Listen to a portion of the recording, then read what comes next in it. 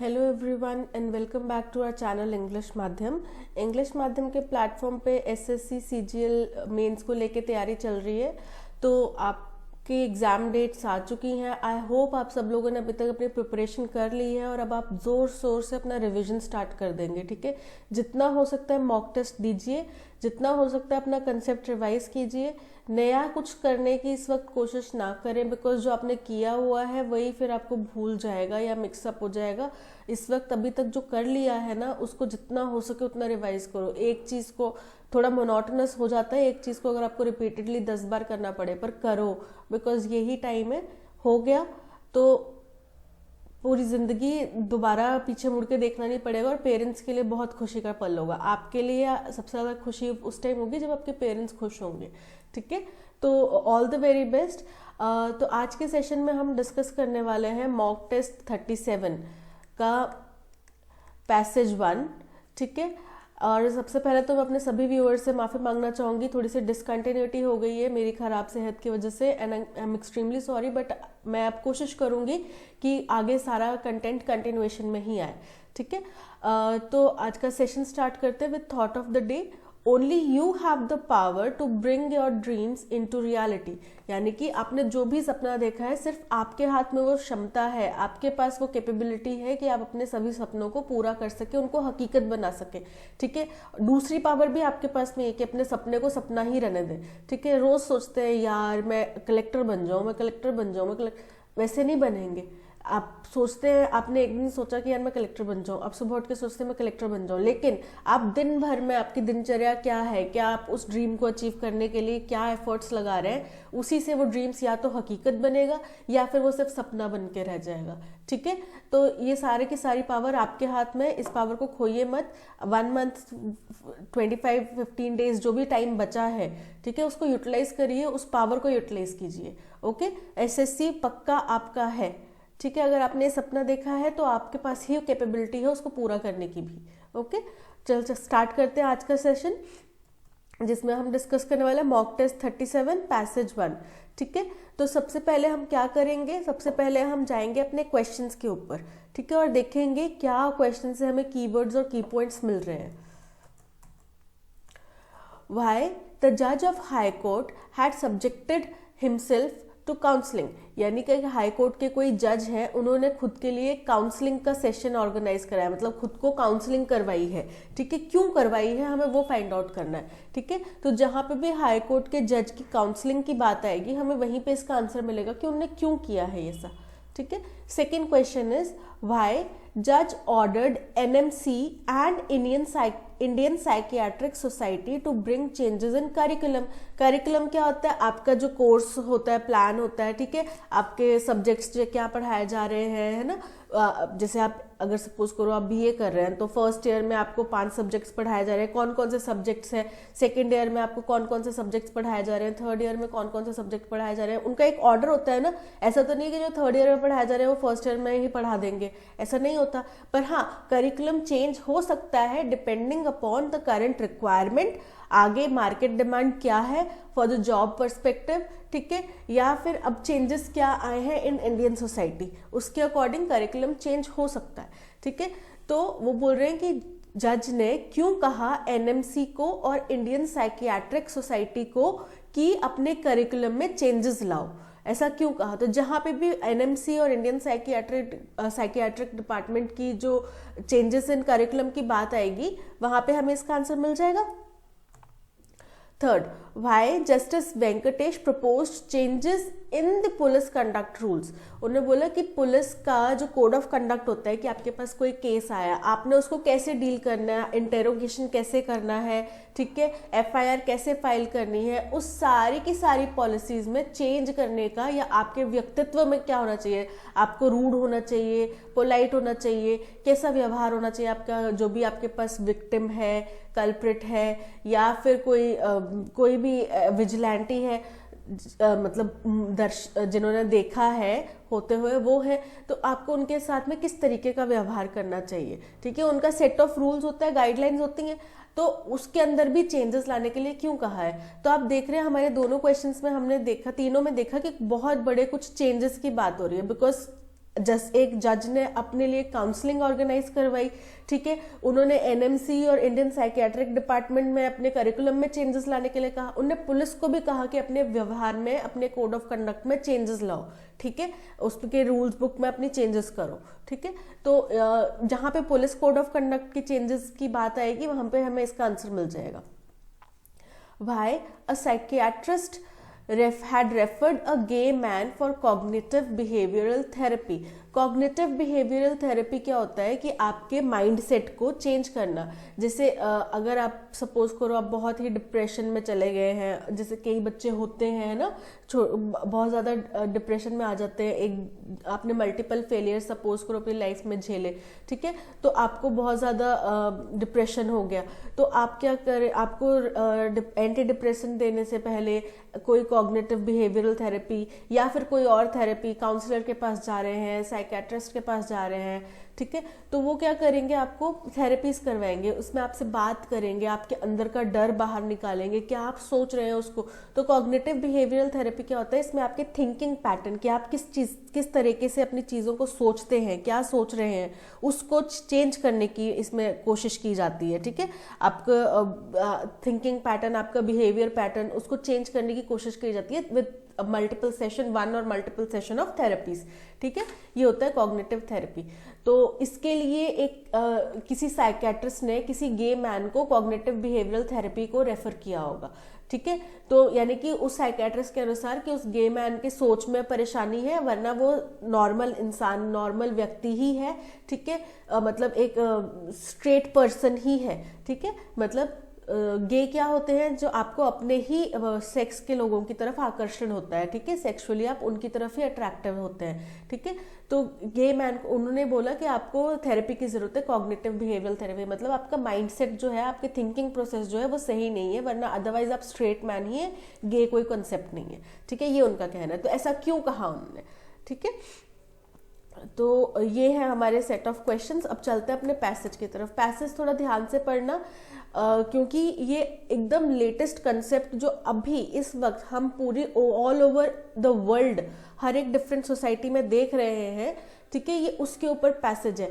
तो हमने हमेशा बात करी है कि अगर कोई भी चीज़ हम रूढ़िवादी होके जो सदियों पुरानी परंपराएं चली आ रही हैं उनके ऊपर नहीं जी सकते, एज पर आज सोसाइटी में क्या हो रहा है उसके अकॉर्डिंग हमें अपने व्यक्तित्व में, अपने सोच में, अपने व्यवहार में परिवर्तन लाना पड़ता है, ठीक है, मैंडेटरी है। क्योंकि आज से सदियों पहले होता था कि जैसे कास्ट बेस पे डिस्क्रिमिनेशन होता था, तो जैसे जो ST SC के लोग थे, OBC के लोग थे, उनको जो अपर क्लासेस के लोग थे वो अपने घर की चौखट में भी एंटर नहीं होने देते थे, ठीक है। अगर वो घर में कुछ काम करने आए हैं तो उनके ग्लासेस अलग होंगे, चाय अगर उनको देनी है, उनके बर्तन अलग होंगे, उनको बैठाने की जगह अलग होगी, डिफरेंट था। लेकिन आज हम देखते हैं कि कई सारे हमारे उच्च अधिकारी भी हैं जो SC ST OBC कम्युनिटी से आते हैं। तो क्या अगर कोई अपर क्लास का बंदा, जनरल कैटेगरी का कोई पर्सन, अपर क्लास नहीं बोल सकते, जनरल कैटेगरी का कोई पर्सन अगर उनके घर जाएगा तो क्या वो उसके साथ वैसा व्यवहार करेगा? नहीं। अब सोसाइटी में चेंजेस आए हैं, ठीक है। तो वही चीज़ यहाँ पर भी हमको देखने मिलेगी इस पैसेज में। तो स्टार्ट करते अपना passage. A recent advisory from national medical commission emphasizing the need to avoid derogatory references, बोल रहे नेशनल मेडिकल कमीशन NMC, ठीक है, इसकी तरफ से एक रीसेंट एडवाइजरी जारी करी गई। एडवाइजरी क्या होता है? आपको सेट ऑफ गाइडलाइंस जारी किए जाते हैं कि हम आपसे उम्मीद करते हैं आप इस अनुसार काम करेंगे अब, ठीक है। अब हमने कुछ पैटर्न में चेंजेस किया, आप इसके अनुसार काम करेंगे, ठीक है। एम्फेसाइजिंग द नीड, तो उसने किसके ऊपर जोर दिया है? उसने एक बहुत जरूरी बात के ऊपर जोर किया है, to avoid derogatory references to the LGBTQIA+ community. LGBTQIA क्या होता है? ट्रांसजेंडर हो गए, लेस्बियंस हो गए, गे हो गए, है ना, इस तरीके के लोग जो अपने आप को, जैसे आप बाय बर्थ मैन है, ठीक है, मेल है, लेकिन मेल का क्या होता है कि हम जो सदियों पुराना चला आ रहा है वो ये है कि एक मेल जो है वो फीमेल की तरफ ही अट्रैक्टेड होगा, उनका शारीरिक संबंध जो है फीमेल से ही बनेगा। लेकिन आज के समाज में ऐसा है, 2-3 कंसेप्ट बहुत डिफरेंट चल रहे हैं अलग अलग जगह पे। पहला है, कोई जन्म से मेल है लेकिन वो बड़ा होकर अपने आप को मेल नहीं मानता, वो कहता है कि मैं फीमेल फीमेल हूँ, मेरे को अंदर से फीमेल जैसी फीलिंग आती है, मुझे मेल जैसी फीलिंग नहीं आती, ठीक है। तो he stops to identify himself as a male person, वो अपने आप को एक फीमेल आइडेंटिफाई कर रहा है, ठीक है। दूसरा कंसेप्ट है कि आप मेल हैं लेकिन आप फीमेल की तरफ अट्रैक्टेड नहीं है, आप अपने सहयोगी, अपने किसी मेल पार्टनर की तरफ अट्रैक्टेड है, ठीक है, किसी मेल की तरफ अट्रैक्टेड है। तीसरा है आप अपना सेक्स चेंज ऑपरेशन करवा के फीमेल ही बनना चाहते हैं पूरी तरीके से, ठीक है, तो वो ट्रांसजेंडर हो जाएंगे, ठीक है, वो ट्रांस कम्युनिटी हो जाएगी जिन्होंने चेंज करा है, ठीक है। तो बहुत सारी चीजें मल्टीपल में इस वक्त अपनी सोसाइटी में चल रही है, जिनको हमने अंडर दी कैटेगरी LGBTQIA+ में रख दिया हुआ है, ठीक है। प्लस मतलब और भी कुछ चीजें अगर आगे वेरिएशंस आते हैं तो उसमें रख दिया हुआ है, ठीक है। पहले हम 3 ही कम्युनिटीज को आइडेंटिफाई करते थे, मेल, फीमेल या फिर हिजरा कम्युनिटी, ठीक है। तो इन तीनों को आइडेंटिफाई करते थे, जिसमें भी हिजरा कम्युनिटी को इतना ज्यादा एक्सपोजर नहीं मिला था। अब LGBTQIA के आने के बाद में उनको भी थोड़ा समाज में एक्सेप्टेंस और एक्सपोजर मिल रहा है, ठीक है। तो उनकी तरफ में कोई भी डेरोगेटरी मतलब अपमानजनक बात कहने से बचने के लिए, ठीक है। Community in medical text books, किस किस जगह पे मेडिकल की टेक्स्ट बुक्स में, अब देखो सदियों पुरानी टेक्स्ट बुक्स चली आ रही हैं, उनमें वही चीजें वो बार बार रिपीटेडली पढ़ाए जा रहे हैं, ठीक है। अब उसमें भी चेंजेस आ रहे हैं, अब एक मेल फीमेल बोल दिया, ठीक है। अगर हम सेक्सुअलिटी की बात करें तो मेल फीमेल या फिर हिजरा, ये 3 कम्युनिटीज। LGBT का तो नाम ही नहीं आया इसमें, ठीक है, तो उसको भी रेफरेंस लाना पड़ेगा ना, हमें अपने टीचिंग पैटर्न में चेंज करना पड़ेगा। और teaching methods has underscored the value of institutional awareness. तो टीचिंग मेथड्स और टेक्स्ट बुक्स में, मेडिकल टेक्स्ट बुक्स में चेंज लाने के लिए या फिर डेरोगेटरी या अपमानजनक रेफरेंस देने के लिए, बचने के लिए कुछ एडवाइजरी जारी करी, जिसने एक बहुत ही अहम मुद्दे के ऊपर जोर दिया कि हमारी जो क्या है इंस्टीट्यूशनल अवेयरनेस है, उसके अंदर चेंजेस लाने की जरूरत है ना। और किन मुद्दों पे? इश्यूज कंसर्निंग क्वेयर क्या होती है? Gay people and trans people. इन लोगों के प्रति जो भी इशू यहाँ पर होगा, जो भी यहाँ पे इनके प्रति बात की जाएगी, उसमें बहुत आपको संवेदनशील होके बातें कहनी है, ठीक है। The advisory came after the Madras High Court voiced concern over। तो ये एडवाइजरी कब आई? ये एडवाइजरी मद्रास हाई कोर्ट के एक फैसले के बाद आई, एक उन्होंने जो अपना विचार व्यक्त किया मद्रास हाई कोर्ट ने, उसके बाद आई। किसके ऊपर किया? Over unscientific and derogatory information in some text books. बोल रहे हैं कि कुछ उन्होंने ये किसके ऊपर किया कि कुछ मेडिकल की टेक्स्ट बुक्स में बहुत ही अनसाइंटिफिक, मतलब जिनका कोई साइंटिफिक तथ्य नहीं है, उन बातों के वो वैसे रेफरेंसेस हैं, और कुछ ही बहुत ही अपमानजनक इंफॉर्मेशन है कुछ टेक्स्ट बुक्स में, ठीक है। तो इसके बाद में मद्रास हाई कोर्ट ने कुछ कमेंट्स करे। The NMC cautioned medical universities. NMC ने मेडिकल यूनिवर्सिटी को चेतावनी दी है, कॉलेजेस को एंड अदर इंस्टीट्यूशंस को, to avoid such references while teaching subjects related to gender. बोल रहे कि उनने उनको चेतावनी दी है स्कूल, कॉलेजेस, यूनिवर्सिटीज को, इंस्टीट्यूशंस को, कि जब आप ऐसे जेंडर रिलेटेड सब्जेक्ट्स पढ़ाएं तो इस तरीके की बातचीत से, इस तरीके के रेफरेंस देने से बचें, ठीक है। इस तरीके की कोई भी गलत अपमानजनक बात कहने से बचें। The institutions were also asked not to approve books with such references। और इंस्टीट्यूशंस को ये भी कहा गया कि आप ऐसी बुक्स को रेफरेंसेस के लिए नहीं देंगे, ठीक है। आपने देखा, हम जब स्कूल कॉलेज में पढ़ते हैं तो हम वही बुक्स रेफर करते हैं ना जो हमारे प्रोफेसर्स हमें सजेस्ट करते हैं कि आप इस बुक से पढ़ लो, इस बुक से पढ़ लो, है ना। चाहे 4 बुक हो एक सब्जेक्ट की, लेकिन जो प्रोफेसर ने टॉप रेटिंग बताई है उसी अकॉर्डिंग हम लेकर आते हैं। तो अगर प्रोफेसर ही ऐसी बुक्स पहले पढ़ के उनको डिसअप्रूव कर देंगे तो बच्चे उस तरीके की कमेंट्स पढ़ेंगे ही नहीं, है ना। तो while text book authors were instructed to amend what has been written on issues. तो और क्या किया गया? इंस्टीट्यूट्स को तो बोला गया कि ऐसी बुक्स को आप अप्रूव ही मत करो, ऐसी बुक्स आप रेफरेंस के लिए बच्चों को दो ही मत, ठीक है। और दूसरी चीज, जो भी उनके राइटर्स हैं, ऑथर्स हैं, पब्लिकेशंस हैं, उनको भी इंस्ट्रक्शन दी गई कि जहां कहीं भी पहले अभी तक चलता आ रहा था अब नहीं होना चाहिए, अभी तक जो चलता है आप उसको भी करेक्ट करो। पिछले के जो टेक्स्ट थे, अब देखो जो मार्केट में ऑलरेडी सर्कुलेट है उसको तो नहीं कर सकते, लेकिन अगर उसका नया प्रिंट आएगा, उस बुक का नया प्रिंट आएगा तो उसमें अपना चेंज कर सकते हैं ना। तो उन्होंने बोला कि जो भी बुक्स में ऐसे इश्यूज, कौन से इश्यूज, वर्जिनिटी या फिर होमोसेक्सुअलिटी। वर्जिनिटी क्या होता है, आपने कोई भी सेक्सुअल इंटरकोर्स नहीं किया है तो आप वर्जिन है, ठीक है। अगर कोई सी भी प्रकार का सेक्सुअल इंटरकोर्स किया है तो आप वर्जिन नहीं है, ठीक है। तो आपकी वर्जिनिटी या होमोसेक्सुअलिटी वही समलैंगिकता के जो भी मुद्दे हैं, इनके ऊपर अगर कोई ऐसी बात टिप्पणी आपकी बुक में लिखी गई है तो आप उसको सुधारो ताकि नए पब्लिकेशन में वो चीज ना हो, ठीक है। The circular represents the fruition of efforts by justice N Anand Venkatesh. तो ये सर्कुलर जो है ये बहुत फ्रूशन मतलब इफेक्ट है, किसका इफेक्ट है, जस्टिस एन आनंद वेंकटेश जो है उनके कुछ एफर्ट्स का ये इफेक्ट है, ठीक है। उन्होंने जो कुछ एफर्ट्स करे उसके बाद में ये इफेक्ट सामने आया जो ये सर्कुलर अभी पास हुआ है। Who framed guidelines in an order in June to protect the community's rights. क्यों उन्होंने क्या किया, उन्होंने कुछ गाइडलाइंस बनाई, जून में एक उन्होंने ऑर्डर पास किया था जिसमें उन्होंने कुछ गाइडलाइंस बनाई थी जिसमें इस तरीके की कम्युनिटी के अधिकारों को प्रोटेक्ट किया जा सके। He had expanded the scope of a writ petition filed by a lesbian couple.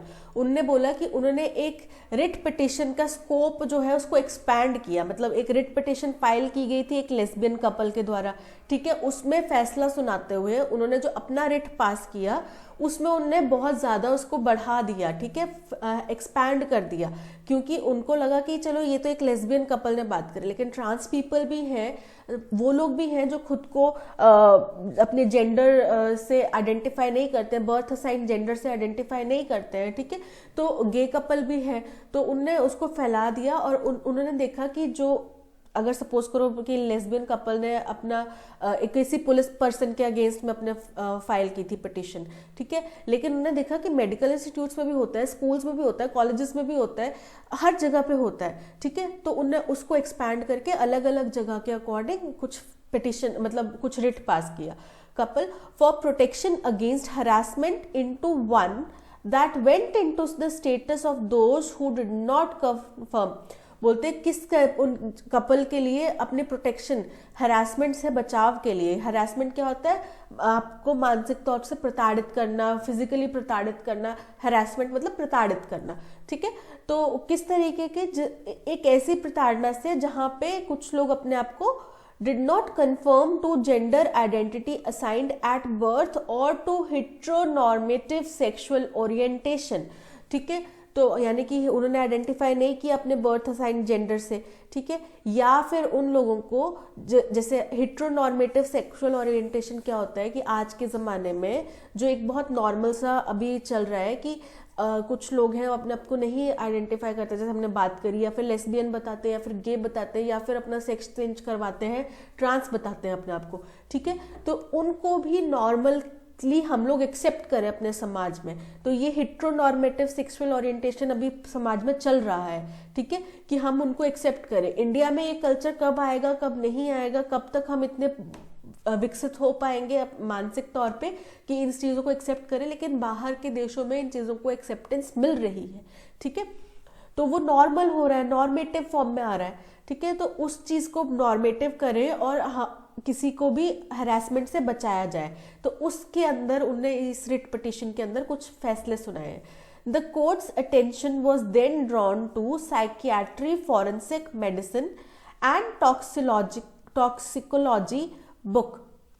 बोल रहे कि ये फैसला सुनाते वक्त उनका ध्यान किस तरफ गया, उनका ध्यान गया साइकियाट्री डिपार्टमेंट की तरफ, फॉरेंसिक मेडिसिन की तरफ और टॉक्सिकोलॉजी टेक्स्ट बुक्स की तरफ, ठीक है। Justice Venkatesh had suggested that the NMC and Indian psychiatry society bring in necessary changes in the curriculum. हमने क्वेश्चन पढ़ा था क्यों बोला है उन्होंने, क्योंकि उनका ध्यान गया इन बुक्स की तरफ और उन्होंने पाया कि इनमें डेरोगेटरी स्टेटमेंट्स हैं कुछ, ठीक है। तो इसलिए उन्होंने एनएमसी और इंडियन साइकियाट्री सोसाइटी को कहा कि आप अपने करिकुलम में चेंजेस लेकर आओ। द जज had directed the police not to harass sexual minorities. और जज ने पुलिस को भी कहा कि आप सेक्सुअल माइनॉरिटीज को हरास नहीं करेंगे, उनको प्रताड़ित नहीं करेंगे, but later noted with consternation that such harassment was not only continuing, लेकिन बाद में उनको पता चला, बड़े ही दुख के साथ, बड़े ही शॉक के साथ, बड़े ही संवेदना के साथ में ये चीज पता चली कि ऐसे हरासमेंट ना सिर्फ कंटिन्यू हो रहे थे but sometimes extended to NGOs and other allies of the LGBTQIA+ community. यानी कि सिर्फ उन लोगों के साथ जिन्होंने अगर कोई कंप्लेन फाइल करी है या कंप्लेन नहीं भी करी पर किसी के साथ में हरासमेंट हुआ है, तो ना सिर्फ ये हरासमेंट उनके साथ हुआ है, पर अगर वो किसी एनजीओ के साथ में जुड़े हैं या कोई अलग उनके लोग रिश्तेदार हैं जो उनके सपोर्ट में खड़े होते हैं, वहां तक उनको एक्सटेंड किया जाता है हरासमेंट को। ठीक है।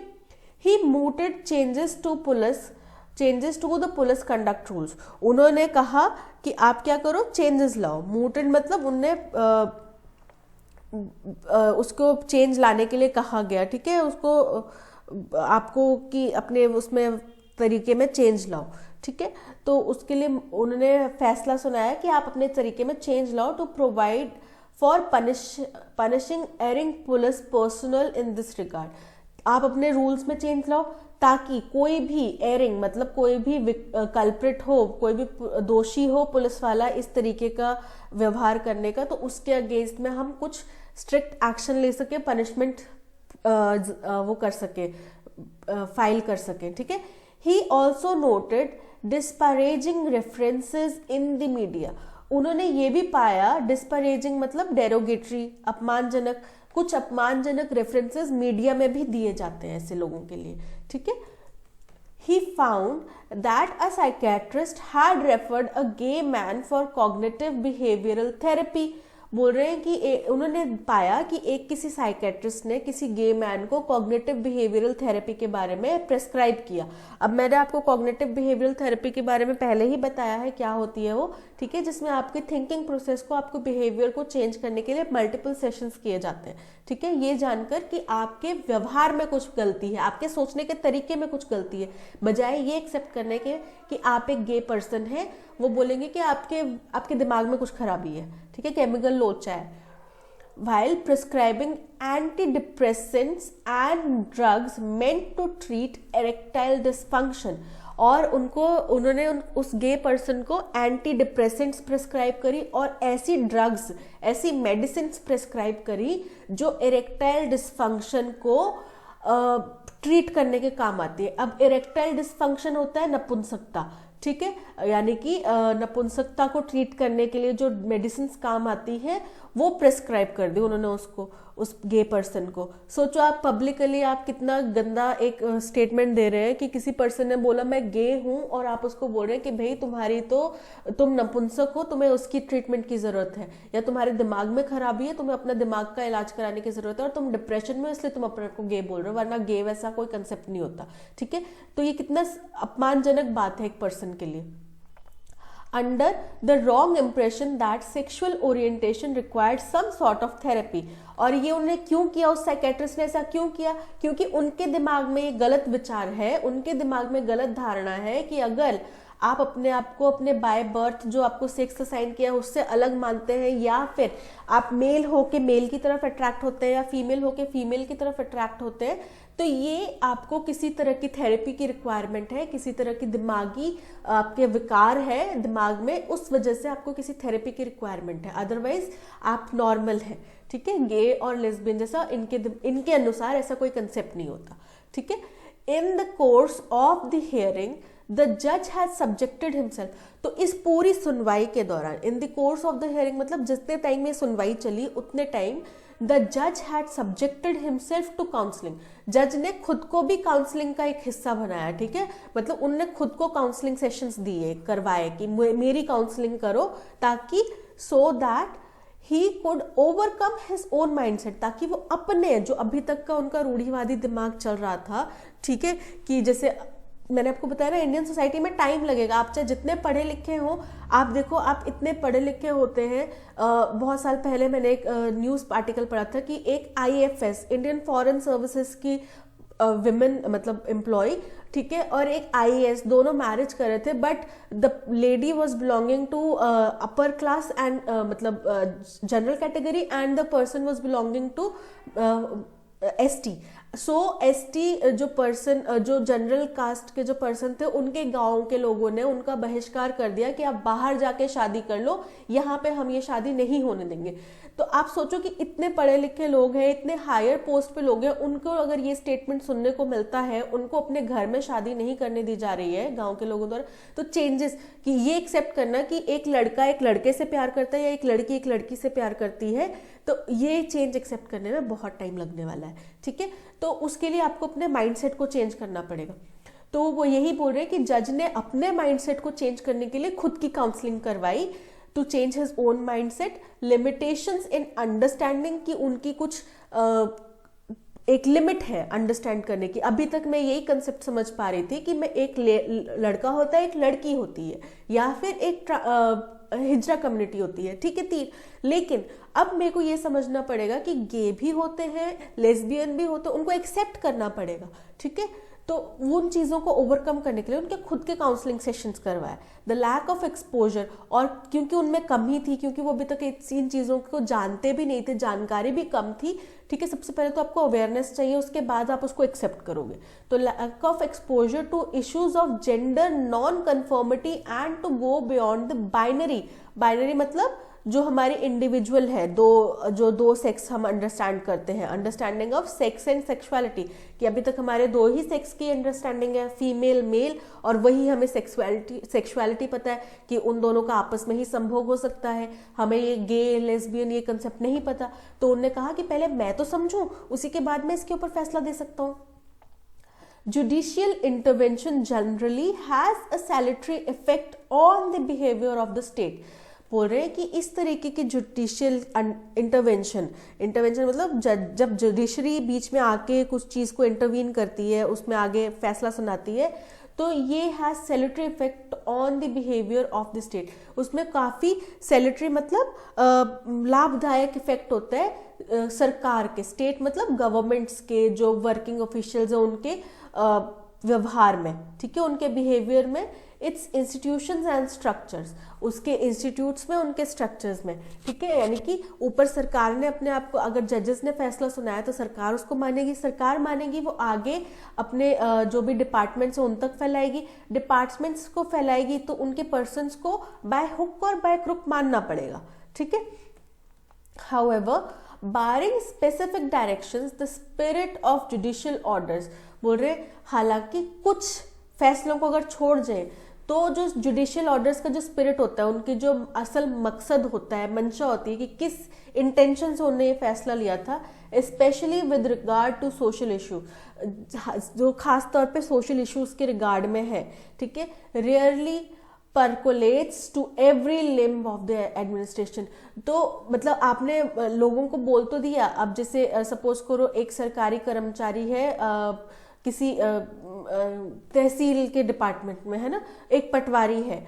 अब बाय लॉ तो उसको मानना पड़ेगा कि LGBT है, लेकिन वो अपने विचारों में तो उस चीज को नहीं ला सकता, क्योंकि जो जुडिशरी ने फैसला लिया है वो तो अपने विचारों में लाके, मतलब अपने माइंड सेट में वो चीज लाके उन्होंने वो फैसला दिया है. ठीक है, लेकिन जो पटवारी है उसने वो मान तो लिया कि यार करना पड़ेगा, लेकिन वो आते हैं फिर वो उनको गंदी नजरों से देखता है ना, या फिर उनके पीछे से कुछ अभद्र टिप्पणियां करता है, तो वो उनके माइंडसेट में नहीं आता. तो उनका जो स्पिरिट है जुडिशरी का, वो एडमिनिस्ट्रेटिव लोगों तक पहुंच नहीं पाता. ठीक है, आप लॉ बाय लॉ तो फॉलो कर रहे हो, बट आप उनको दिल से अपना नहीं रहे हो. तो ऐसा बहुत ज्यादा होता है जब सामाजिक मुद्दों की बात होती है. ठीक है, The queer and gender non-conforming people have found an ally in the court. बोल रहे हैं जो गे और जेंडर नॉन कन्फर्मिंग पीपल हैं उनको एक दोस्त मिल गया, एक सहारा मिल गया कोर्ट के रूप में. But they would need greater effort, लेकिन उनको और व्यापक रूप पे ज्यादा एफर्ट्स करने पड़ेंगे खुद को या फिर किसी दूसरे के द्वारा, मतलब मदद की उनको व्यापक तौर पे बड़े पैमाने पे मदद की जरूरत है. On the part of the authorities at various levels, सरकार की तरफ से अलग अलग लेवल्स पे, यानी कि निचले से लेकर ऊंचे से ऊंचे तबके तक सरकारी उनको मदद की जरूरत है. कि आप अपना माइंडसेट चेंज कीजिए। इफ देयर, अगर उनके अधिकारों को हमने प्रोटेक्ट करना है, if their rights are to be protected.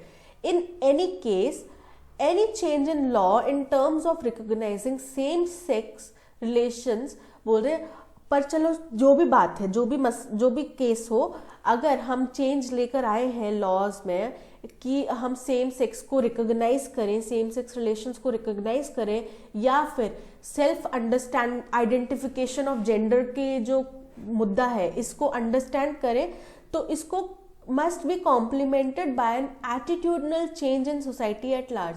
तो इसको कॉम्प्लीमेंट करना चाहिए मतलब इसका सहयोग देना चाहिए समाज में, अपने व्यक्तित्व को, अपने व्यवहार को चेंज करके, सोसाइटी में अपने व्यवहार को चेंज करके, ठीक है। यानी कि सरकार ने तो देखो कोर्ट ने ऑर्डर पास कर दिया, सरकार ने उसके चेंजेस ले आए, लेकिन समाज में उसको चेंजेस लाने के लिए क्या करना पड़ेगा, उसके लिए उसके ऊपर भी हमें नजर बनानी पड़ेगी, ठीक है।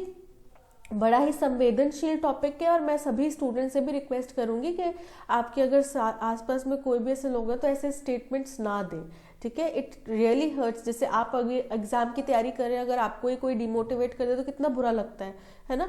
तो उनके व्यक्तित्व के ऊपर अगर प्रश्न चिन्ह उठाया जाएगा तो उनको भी बुरा लगेगा। ओके, वाई द जज of high court has subjected himself for counselling, क्योंकि उन्होंने अपनी काउंसलिंग ताकि वो खुद इस इशू को समझ सके, खुद अपना माइंडसेट चेंज कर सके इस कम्युनिटी के प्रति, है ना। To avoid derogatory references to the LGBTQIA+ community, बोल रहे कि ताकि वो अपमानजनक रेफरेंसेस से बचे।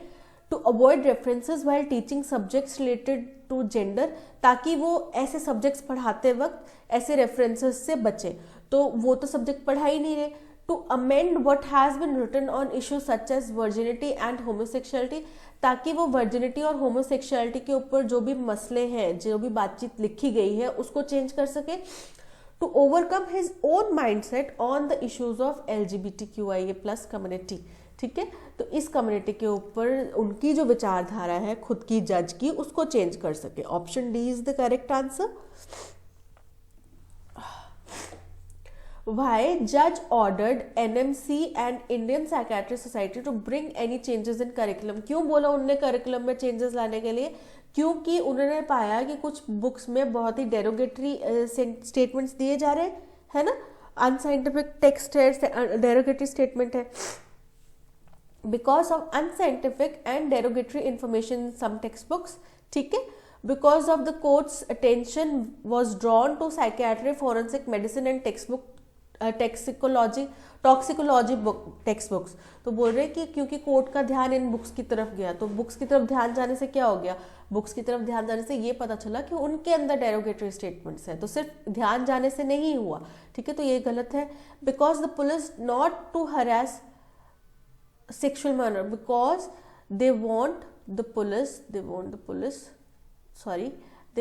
the police not to harass sexual minorities, क्योंकि वो चाहते हैं कि पुलिस सेक्सुअल माइनॉरिटीज को ना हरास करे, ठीक है। तो उससे वो बुक्स में क्यों चेंजेस ला रहे हैं? Because of going beyond the binary understanding of sexual sex and sexuality, क्योंकि उनको अपनी जो दोहरी अंडरस्टैंडिंग है सेक्स और सेक्सुअलिटी की, यानी कि मेल फीमेल की जो अंडरस्टैंडिंग है सेक्स और सेक्सुअलिटी, उससे परे जा सके, यानी कि आगे जो दूसरे जेंडर्स हैं उनको एक्सेप्ट कर सके।